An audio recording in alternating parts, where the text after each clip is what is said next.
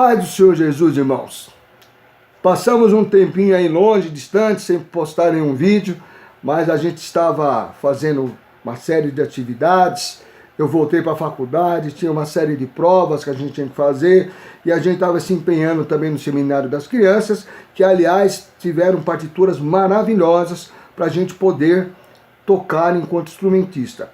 Queria lembrar para vocês um fato importante que aconteceu essa semana. Fiquei conversando com alguns irmãos aí no privado e surgiu uma dúvida. Olha, irmão Marcos, tal instrumento ele é para principiante? É intermediário? Qual a situação de tal instrumento? Uma marca Storm, uma outra marca um pouco desconhecida? Então a informação que eu passei para o irmão. Algumas marcas não são marcas tradicionais de instrumento de sopro.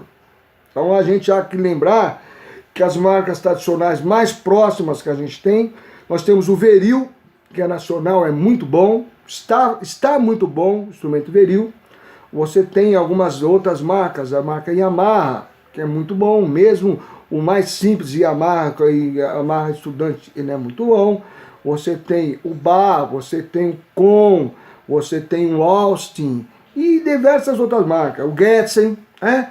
Então, só para os irmãos entenderem isso que eu vou passar para vocês. O instrumento, ele é um facilitador para você tocar. Entendam um comparativo que eu vou fazer.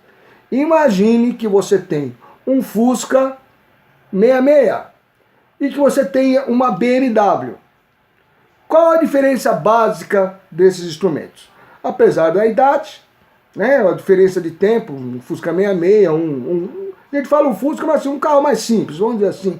Vamos usar o exemplo do Fusca e uma BMW para a gente comparar. Porém, eu tenho um destino a chegar. Ambos os veículos chegarão a esse destino. Qual a diferença dessas duas situações? Que um vai um pouco mais lento e não tem tanto conforto. O outro vai bem mais rápido e pode te dar um certo conforto, um banco de couro, uma outra situação que fique bom para você. Então, essa é a diferença dos instrumentos. Porém, um detalhe importante. Vou dar um exemplo para vocês. Todos lembram do saudoso Ayrton Senna. Ele, uma época que ele estava fazendo uma competição de kart, deram um kart para ele velho e com problema de ignição, problema de injeção. O kart não desenvolvia. Então, naturalmente, os outros corredores que estavam com kart mais novos, eles saíram na corrida na vantagem. Porém, aí pesou uma coisa muito importante, a experiência e o treinamento do piloto. Ele mesmo com o carro em condições piores, ele foi passando um, passando outro, passando um, passando outro, daqui a pouco ele já estava no segundo e passou para o primeiro lugar. Mesmo com um carro ruim, ele conseguiu sagrar-se campeão naquela competição. O que eu quero dizer com isso? Que vale mesmo aquela pecinha que vem antes do bocal, ou seja, você.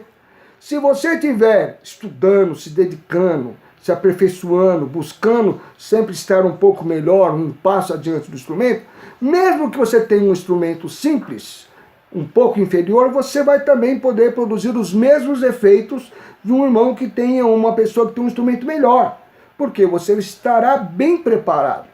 Então, vamos lembrar, temos que objetivar ter um instrumento melhor? Temos, mas a gente tem que trabalhar com as possibilidades, com o instrumento que a gente tem no momento, em mãos. Então, se você tem um instrumento um pouco mais simples, você usa o instrumento mais simples sem problema nenhum.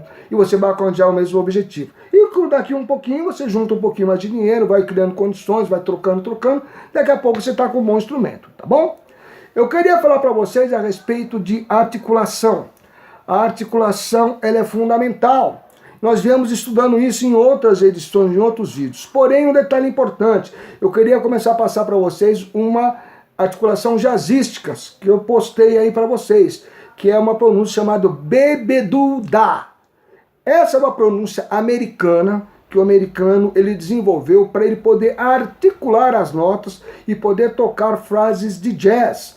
E muitas dessas frases de jazz nós usamos nos nossos louvores que tem aí, principalmente nos das crianças. Pararará, parirará.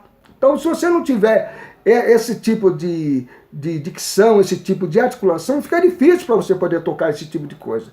Então, eu coloquei o exercício, vocês vão olhar e vão começar a estudar. A primeira linha é como está escrito. Na segunda linha é como deve soar. Então você tem cocheias pá, pá, pá, pá, pá, pá, pá, pá. Mas você tem que pensar que é todas elas pontuadas. Pá, pá, pá, pá, pá, pá, pá, pá. E que para isso der resultado, você deve cantar a pronúncia bebeduda. Bebeduda. Aí o irmão falou assim comigo, um aluno meu, falou assim, mas irmão, é o seguinte, pô, tu tá meio ridículo a gente ficar cantando, você pede pra gente ficar cantando, né? Eu também acho ridículo. É bem ridículo mesmo, é até esquisito.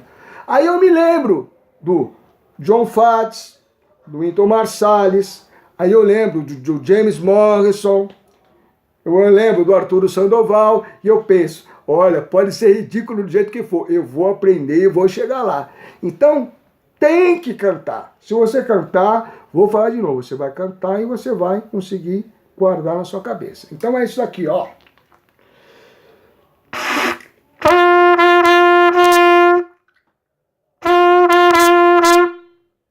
Bebeduda, bebeduda.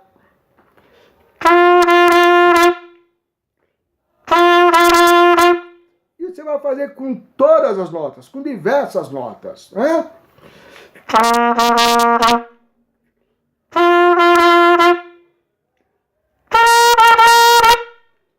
Imagina que você tem por trás de você um contrabaixo e uma bateria fazendo walking bass.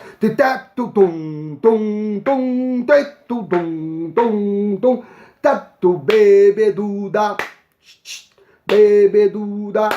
E você vai treinar muito isso daí, da forma como está aí. Para que você possa depois fazer frases assim, ó.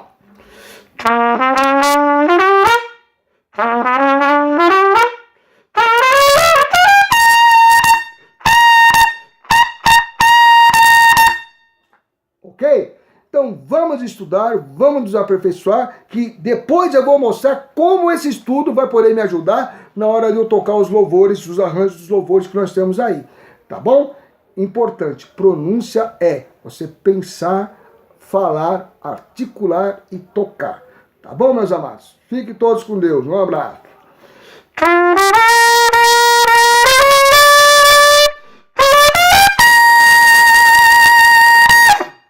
A paz do Senhor Jesus.